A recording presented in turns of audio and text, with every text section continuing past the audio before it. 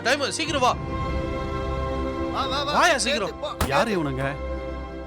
Ration குடோனை திறந்து அரிசியெல்லாம் ஏத்திக்கிட்டு இருக்கானுங்க. இப்படி திருட்டுத்தனமா எல்லா பொருளையும் கடத்திட்டு போயிட்டு ரேஷன் கடையில கேட்டா அது இல்லை இதெல்லாம் பொய் சொல்லிட்டு திரியுறானுங்க.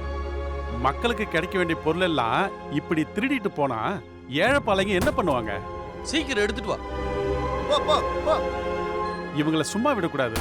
வீடியோ எடுத்து போலீஸ்ல புடிச்சு கொடுக்கணும்.